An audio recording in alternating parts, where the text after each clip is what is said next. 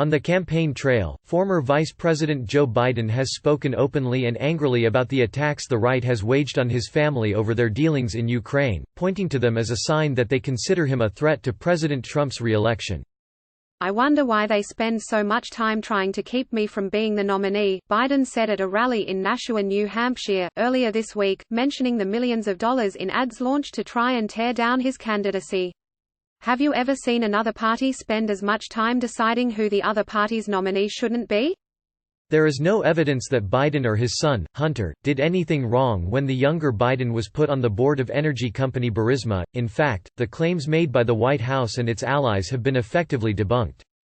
And at the Democratic debate in New Hampshire, even one of Biden's 2020 rivals, former Mayor Pete Buttigieg, rejected the idea there is a danger in nominating Biden given the questions about his son's dealings in Ukraine. "No. And we're not going to let them change the subject," Buttigieg said. "This is not about Hunter Biden or Vice President Biden or any Biden. This is about an abuse of power by the president. Look, the vice president and I and all of us are competing, but we've got to draw a line here." But for some Democratic voters, the damage of conspiracy theories circulated by Trump and his allies has already been done. And while certainly not the first issue voters raised, for some still rattled by the 2016 race, any hint of wrongdoing, true or not, is enough to make them look elsewhere. "I think there's going to be too much baggage there," said Terry Gilbert, 54, a surgical technician from Newton, Iowa. "I think Trump's gonna make everything up and run with it and play it just like he did Hillary." At a rally for Buttigieg in Waterloo, Iowa, Maureen O'Connor, 61, a part-time retail worker, had the same concern. "I think they are gonna dig something up on Joe before the whole thing happens," she said. "Joe is a good candidate. I don't think we're gonna give Joe a chance." Rival campaigns have also noticed and, according to one Democratic operative with knowledge of the strategies, some have included a question about Biden and the Ukraine issue in their internal polling. "It's a real vulnerability, everyone knows that," the operative said, adding, however, that at least with Biden Democrats know what the attack is going to be as opposed to what may be looming for the yet-to-be-vetted candidates. "It's the devil you know or the devil you don't know," the operative said. It is true that the other candidates in the race could also be weighed down by baggage once their records come into sharp relief. The Trump campaign is already planning to take advantage of Senator Bernie Sanders' (IVT) self-identification as a socialist, and new problematic comments made by the longtime politician have begun to surface as Sanders rises in the race.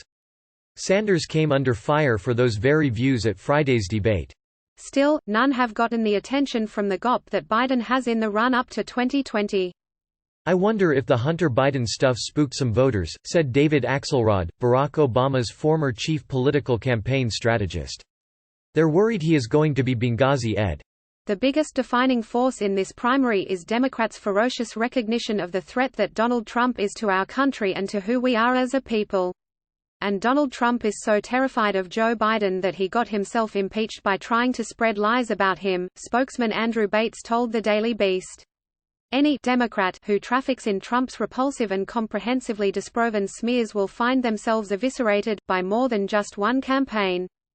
Biden, himself, has been defensive when the issue has been raised on the campaign trail. In early December at a stop in New Hampton, Iowa, Biden called out a voter who incorrectly said Biden sent his son over there to get a job and work for a gas company that he had no experience with gas or nothing in order to get access for the president. Biden responded by calling the man a damned liar, suggested they take an IQ test, and appeared to call the man fat. The Biden campaign said the former vice president was saying facts.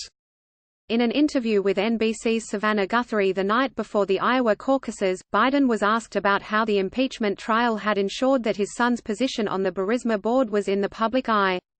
"No one has found anything wrong with his dealings in Ukraine, except they say it sets a bad image," he said.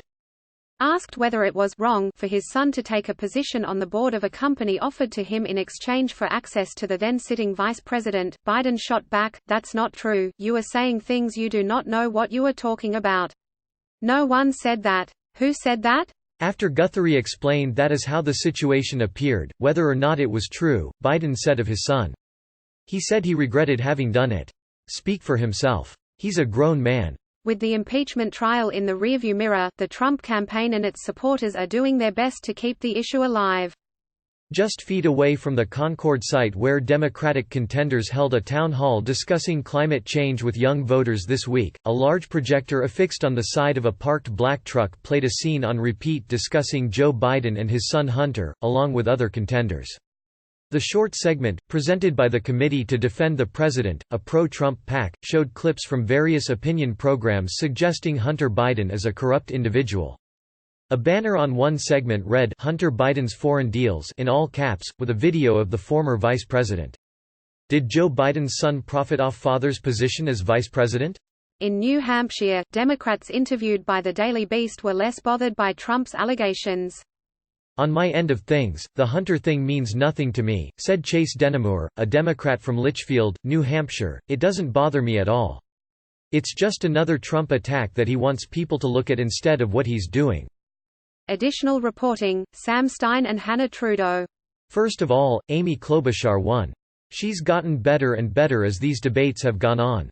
No single killer answer that I remember, but steady throughout, and her hair wasn't doing that weird shaking thing.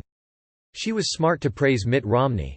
Toward the end, she told the old FDR story about the man crying as his funeral cortege passed by and the reporter goes, "Sir, did you know the president?" The guy says, "No, I didn't know the president, but he knew me." Gets him every time. After the debate, over on MSNBC, Chris Hayes was asking undecided New Hampshire voters if the debate helped them make up their minds, and there was big applause when Klobuchar was mentioned.